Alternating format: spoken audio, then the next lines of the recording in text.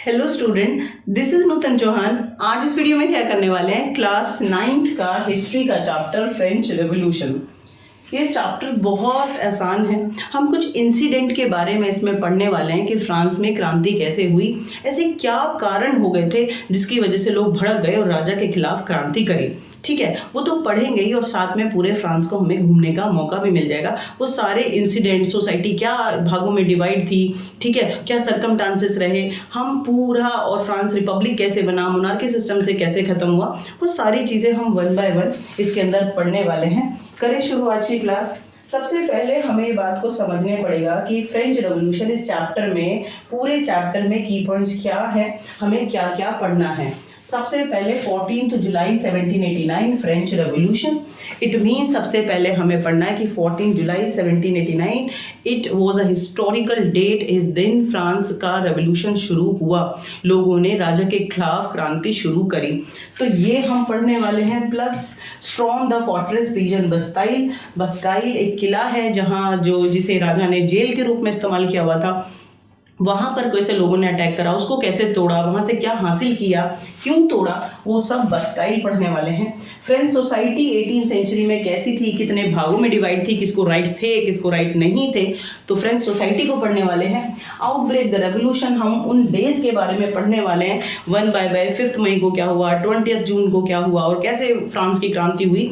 तो वो पूरे इंसिडेंट को हम यहाँ पर पढ़ेंगे कि आउटब्रेक कब फ्रेंच रेवोल्यूशन शुरू हुआ, क्या वो पूरी घटना पढ़ेंगे। France become a constitutional monarchy. क्रांति के बाद मोनार्की सिस्टम की जगह पर क्या हो गया, कॉन्स्टिट्यूशनल मोनार्की, यानी कॉन्स्टिट्यूशन के अंडर मोनार्क को रहना था, कॉन्स्टिट्यूशन के हिसाब से चलना था। तो फ्रांस के बाद, क्रांति के बाद क्या बना, फ्रांस कॉन्स्टिट्यूशनल मोनार्की बन गया, वो हम पढ़ने वाले हैं। France abolish monarchy and becomes Republic.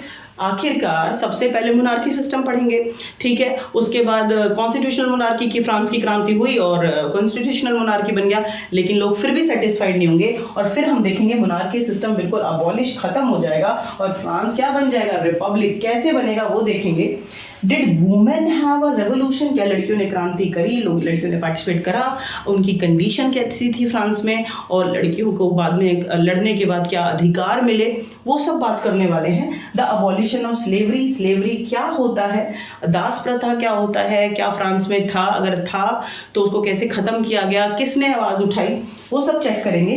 The revolution and everyday life, क्रांति के बाद रेगुलर जो लोगों की लाइफ है उस पर क्या असर पड़ा, उसके बारे में बात करने वाले हैं। कुल मिलाकर इस चैप्टर में फ्रांस की क्रांति हुई, उसके कॉजेस के बारे में, सोसाइटी की कंडीशंस के बारे में और मोनार्की सिस्टम से कैसे कॉन्स्टिट्यूशनल मोनार्की बना फ्रांस और कॉन्स्टिट्यूशनल मोनार्की से कैसे रिपब्लिक बना, वो सारी स्टोरी आपके सामने चलेगी। 1 बाय 1 हम एपिसोड्स को डिस्कस करेंगे और छोटे छोटे वीडियोस में इसको मैं तोड़ दूंगी चैप्टर को और बहुत आराम से आपको समझ में आ जाएगा। फ्रांस की यात्रा पे चलने वाले हैं, आपको घूमने में बहुत मजा आ जाएगा और चैप्टर तो हम साथ में समझ ही लेंगे।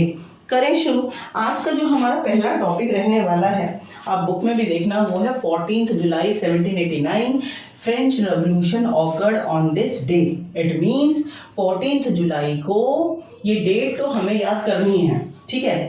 14 जुलाई 1789 को फ्रांस में क्रांति हुई, राजा के खिलाफ लोगों ने बढ़ चढ़कर पार्टिसिपेट करा। तो हमें ये डेट याद करनी है। क्या, कहाँ से शुरू हुआ कि सम 7000 men and women gather in front of town hall in Paris, ठीक है, फ्रांस में कैपिटल है पेरिस और वहाँ पर टाउन हॉल के सामने लोग इकट्ठा हुए and they make what, people militia, लोगों की आर्मी बनाई राजा के खिलाफ लड़ने के लिए, ठीक है, क्योंकि लोगों के भी कान में क्या बात आ गई थी कि राजा order to troops open fire on citizen. भाई लोग, फ्रांस के लोगों में अफवाह फैल गई थी कि राजा ना गोलियां चलवाने वाला है, ठीक है, खुलेआम ट्रूप्स को, सेना को ऑर्डर दे दिया। लोग चुप बैठ जाएंगे, भड़क जाएंगे ना, प्रवोक हो जाएंगे। दैट इज वाई, ठीक है, against Raja people come together, 7000 people come together in front of town hall, ठीक है, and they attack officials building and they find out weapons. अच्छा, वो बिल्डिंग्स को, जो राजा से रिलेटेड ऑफिशियल बिल्डिंग्स हैं, उनको क्यों अटैक कर रहे हैं, क्यों, क्योंकि उन्हें हथियार ढूंढने, अगर राजा के खिलाफ उन्हें क्रांति करनी है तो हथियार चाहिए या नहीं चाहिए, बिल्कुल चाहिए, तो इसीलिए उन्होंने अटैक करना शुरू करा। और जो जो उन्होंने मेन जो अटैक किया, जिसको फोकस किया है, वो है storm the fortress prison the Bastille. ठीक है, किले का नाम है बेस्टाइल। ठीक है, फोर्ट्रेस माने किला और प्रिजन माने जेल। तो राजा का एक किला था, यहाँ आपको ये पिक्चर में दिखाई दे रहा होगा, ये बेस्टाइल है। ठीक है, ये राजा का किला है। इस किले का वो क्यों इस्तेमाल करता था? एज अ प्रिजन, यहाँ पर वो कैदियों को रखता था। ठीक है, ठीक है, अपने सारे जो कैदी हैं उनको यहाँ पर रखता था। तो लोगों ने क्या करा कि थाउजेंड्स ऑफ पीपल यहाँ पर पहुँचे और उन्होंने क्या करा, दे स्ट्रॉम बेस्टाइल पे अटैक करा, उसको तोड़ दिया एंड यहाँ से उन्होंने जो यहाँ का जेलर था, कमांडर था, उसको मार दिया। ठीक है भाई, फ्रांस के लोग गुस्से में थे, बस्टाइल की तरफ पहुंचे, उसको अटैक करा और वहां से 7 कैदियों को छुड़वा लिया। 7 कितने को छुड़वा लिया? 7। और यहाँ का जो जेलर था, कमांडर था इस किले का, उसको मार दिया। ठीक है, अच्छा क्वेश्चन मार्क ये है कि लोगों ने इस किले को क्यों अटैक करा? सी, लोग राजा से चिढ़ते थे, यस और नो? ठीक है, बिल्कुल चिढ़ते थे। वो मैं आपको 1 बाय 1 बताऊंगी कि क्यों चिढ़ते थे। ठीक है, क्या कारण है कि इतनी बड़ी क्रांति हुई। तो लोग राजा से चिढ़ते थे, तो राजा से रिलेटेड चीज़ों से भी चिढ़ेंगे। ठीक है, अगर कोई मुझे नहीं पसंद करता तो मेरी चीज़ों को भी नहीं पसंद करेगा। तो आप इस बात को ध्यान से समझो, Bastille was hated by all because it stood for the despotic power of king. यानी all people in France all hated Bastille fortress. Why? Because it was a symbol of despotic power of king. यानी France के राजा की unlimited power का वो चिन्ह था कि भाई राजा से वो हेट करते हैं और वो राजा का किला है, उसकी डेस्पोटिक पावर, अनलिमिटेड पावर का वो एक चिन्ह है। दैट इज वाई लोगों ने उसको तोड़ दिया, उसको अटैक करा, यहाँ से के कमांडर को मार दिया, यहाँ से 7 जेल में से लोगों को छुड़वा लिया।